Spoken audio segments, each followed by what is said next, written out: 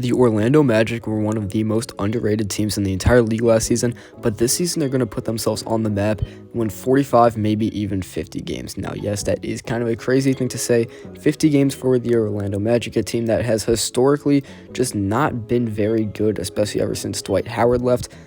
But this team is going to have a new star. Now, first off, I'm going to talk about the roster. That is led by Paolo Banchero. The 2022-2023 Rookie of the Year had one of the most underrated rookie seasons I think I have ever seen. Nobody really talked about him. A lot of the hype was on Jalen Williams, who, don't get me wrong, had a great season for the Thunder. And yes, the Thunder are more appealing than the Magic. But Paolo was legitimately a star for the Magic. He averaged 20 points, had 7 rebounds and 4 assists, had some potential on the defensive side of the ball. And if you have to drop a comparison for him, the comparison is LeBron James. Now, will he be as good as LeBron James? Probably not. But the dude is a 6'10 power forward who has playmaking ability, who can run the floor. He has amazing defensive potential, can block shots inside, can shoot the 3 ball. And though he isn't great efficiently, and it was his rookie season on a not so great team, I don't really blame him. But the dude is someone that can handle the ball and run the floor at 6'10". He has playmaking potential at 6'10", 250, lean muscle. He's a special talent, and he's only 20 years old. He's only going to get better. And he had a great time leading this team. I think he makes an all-star game next season. I think he's all-NBA within the next couple of years. Paolo's a star. That isn't the only star on this team. Franz Wagner is a guy that will probably make an all-star team next season, or maybe not next season, but in the next few years, and nobody's really talking about him for some reason. I don't know why. He's a great wing. His defense isn't as great, but he's becoming a better playmaker. Averaged 3.5 assists last season on a team that they don't really have a guy that is the lead playmaker 100%. I think Markelle Fultz could step up in that role. We'll talk about him in a minute. This guy can shoot the 3 ball amazingly, 36% on a team that, again, was not great last season. I'll talk about that more later. They got better at the end of the year, got way better. But he was solidly efficient. His defense, perimeter defense, is getting better. He averaged 18.6 points per game. He shoots the ball. He can make it 49, 36, and 84 shooting splits. He's probably one of the more underrated players in the league. I don't really hear people talking about him for some reason. Then another guy, Wendell Carter Jr., only 23 years old somehow. Franz is only 21, also just won the World Cup with Germany. But Wendell Carter, only 24 now, only 24 years old. Just kind of surprising. It seems like he's been in the league forever, as he was with the Bulls for a while. He's taken that step up with the Orlando Magic, becoming a 15-9, 15-10 kind of guy. And his shot blocking, I know that, his block numbers might be kind of low, only 0.6 blocks per game last season. He has inside potential. The guy is solid on inside defense. And this is really a team that a lot of the bigs, all are solid inside defensively. Maybe not a star, but all are solid inside defensively. He can shoot the 3 ball, spaces the floor pretty well. He can score inside. He does his job. He can facilitate if he needs to from the paint, though.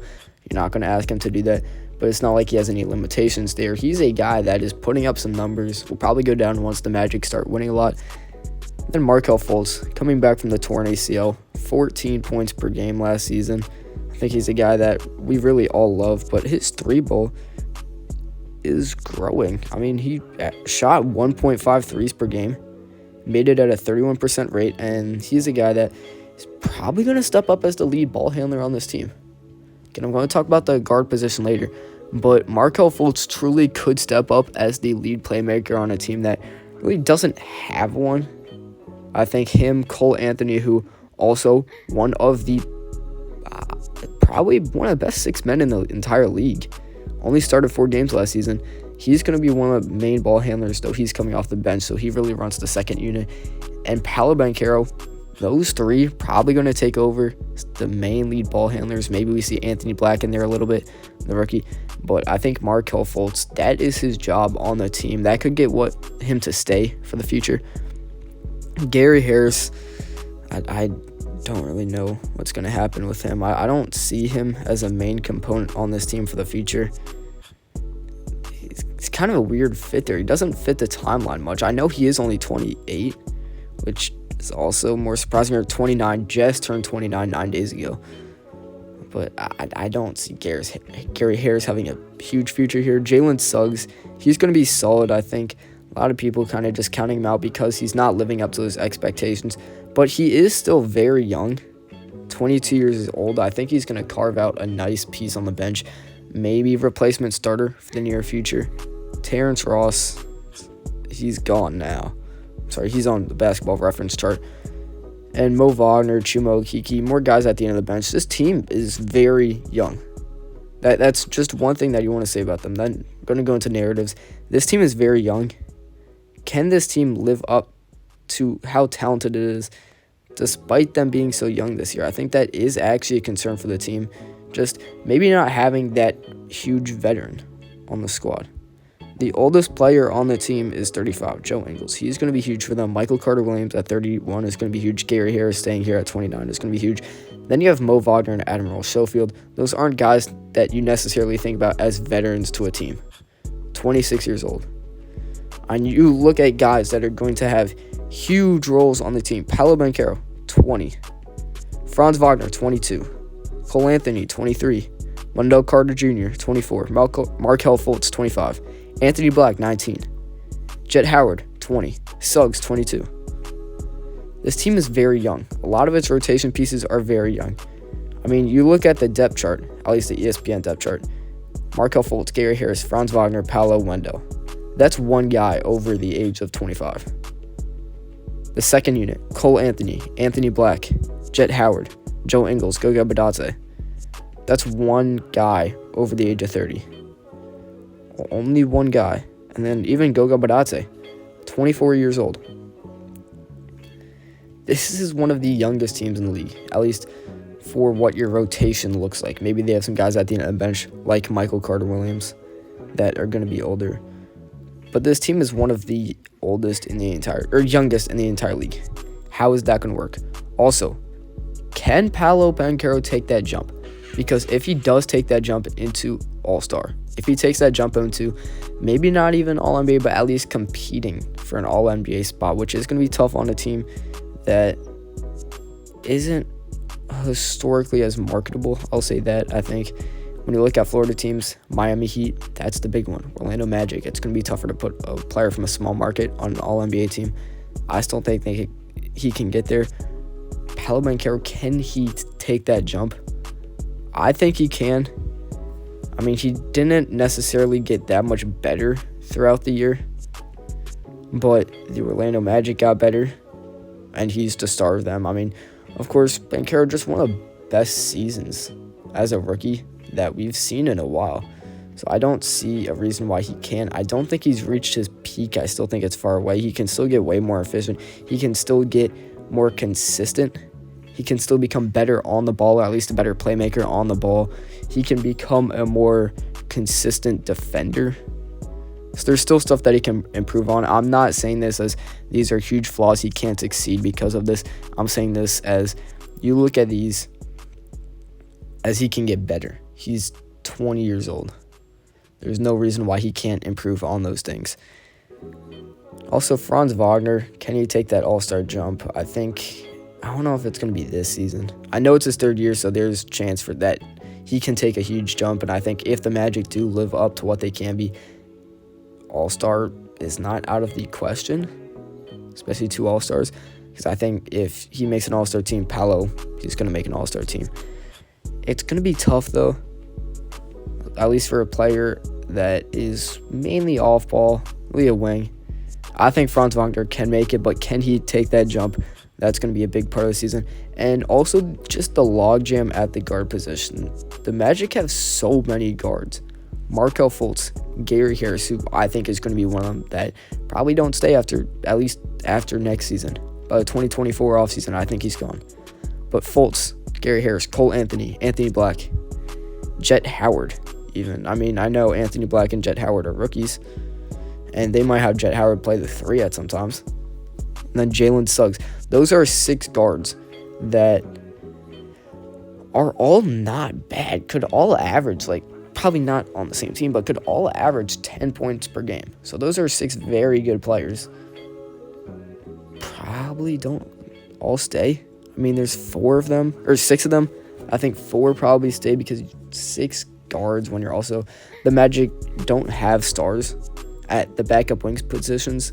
I mean, you have Joe Ingles, probably Mo Wagner, I guess, is going to have to play a bit of... I mean, you can't even put Mo Wagner there, though. So it's going to be tough. I think probably some are going to be involved in some trades. Who is that? Again, I think Gary Harris. I know he does play the most wing out of those 6. I just think his timeline doesn't really fit with the team. 28 years old, hasn't been outstanding with the Orlando Magic. Then Anthony Black, Jet Howard, 2 guys that they just got. So are either of them gone? Probably not. So then you're looking at Cole Anthony. You're looking at Jalen Suggs as guys that... Jalen Suggs hasn't been great. He hasn't lived up to expectations. And has he been bad? Has his fall off theoretically, or just is he a bust? No, I don't think so. I think he's been solid. But because it's not on the best team, people aren't noticing him being solid. I still don't think he stays here because he hasn't lived up to the potential. Does Cole Anthony not stay here? Does Markelle Fultz not stay here? That's going to be seen. Maybe Anthony Black or Jet Howard are gone. It's going to be interesting because I think they have to clear the logjam at some point. And if they are going to compete this season, I don't see it lasting long after that. And then I think probably the last narrative is Jonathan Isaac. Just that whole situation. Can he actually play basketball? Like, we all know he's a good defender. Can he stay on the court? Can his offense be good enough where you aren't just putting him in for 10, 15 minutes a game to guard some guy in spot minutes and that's it? Can he, be a legit basketball player that actually stays on the court and plays games? I really have no clue. I think if anyone provides a legit answer, you just you don't know. I'm not saying this to throw shade at anyone, but we really have no clue about Jonathan Isaac. We don't know if he can stay healthy, because I think it's been a culmination of injuries, and we're finally seeing him healthy on the court. And then it's just a terrible situation for the guy. It's going to be interesting to see because this might be a make-or-break season for Jonathan Isaac, not just with the Orlando Magic, but in the NBA in general. It also looks like, he has stuff off the court that maybe could get him a career.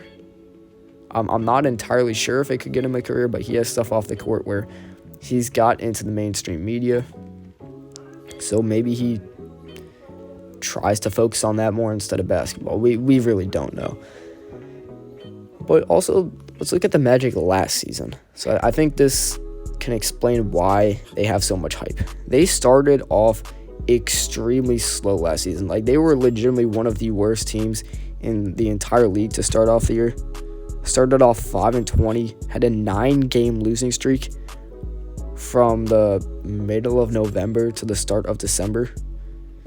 It was a rough time. Those losses were consistently by 10 points. Maybe not the first one, but 21-point loss, 8-point loss, 30-point loss, 7-point loss, 17-point loss, 11-point loss, 13, 7. So those were bad losses. But then after that, after December 5th, they became a solid basketball team. From after December 5th to April 2nd, they went from 5-20 to 34-44. 5-20 to 34-44. That's a 29-24 record for a majority of the season. This isn't just picking out some 2-week stretch and saying they were 5-4. They can be a positive team. No, this is a majority of the season. What did I say? 29-24. 53 games. Even after that, those 4 games at the end where, they probably weren't trying to win as much because you're trying to get those better odds, trying to give Victor Wembanyama. They still won 29-28. That's a positive record over the last 57 games. That's a positive record over 2/3 of the season. The Orlando Magic were a team that was above 500 for 2/3 of the season. So when you hear all this hype about the Pacers were the 6th seed, before Halliburton and Turner and them went down. The same could be said for the Magic, pretty much. Except that the Magic are a younger team and are going to get better. When you look at their offseason, it's not like they lost a lot. They waived Bol, who was not playing great for them. You get Anthony Black, you get Jet Howard, you get someone that's going to be huge on the bench, Joe Ingles, because their size on the bench is rough, at least at the wing position. You re-sign Schofield. You have Paolo and Franz developing. You re-sign Mo Wagner. So this is a team that the second half of the year, or the last 2/3 of the year, they were a positive team. And then you get better over the offseason. I don't understand how the hype isn't more, and how we're not hearing more hype for the Magic. Because we're hearing hype for the Pacers. I understand that Halliburton is the NBA media's darling, and I absolutely love Tyrese Halliburton too. I think he's a great player. I think he can take that leap to top 20. I think he's one of the best playmakers in the league. But the Magic have Paolo Banchero too. Paolo Banchero is going to be a star. I think we all know that. Paolo Banchero is going to be a star. Franz Wagner just won the World Cup over Team USA. And we're still not hearing about them. They have Markelle Fultz, who, not on the talent of Paolo and Franz. He's a marketable player. We're not hearing about them. We don't even hear about Jalen Suggs, who has not lived up to the potential because just nobody talks about the Magic. I think they have to change that. I think they will change that. I think the expectations for this season are to make the playoffs. I think they win 45 games. I think they are a top 6 seed. When you look at the Eastern Conference, it's not great. I mean, you have the Celtics, who are going to be a playoff team, for sure. You have just guaranteed playoff teams. The Celtics, the Knicks, probably the 76ers, the Bucks. After that, the Cavaliers. After that, it's not great. And the Heat. But could the Magic finish over one of those teams if some injuries happen? Maybe. Could the Magic finish over the Sixers if Harden gets traded and that whole fiasco happens? Maybe. Or if Harden just holds out and the Sixers don't get anything. Or maybe the Cavs. We don't know what's going to happen with Donovan Mitchell. But the Magic are just an up-and-coming team. They were a fun team last season. I don't understand why they don't have more hype. They went over 500 for the last 2/3 of the season. I think they're going to go over 500 again. The Orlando Magic are going to be a playoff team.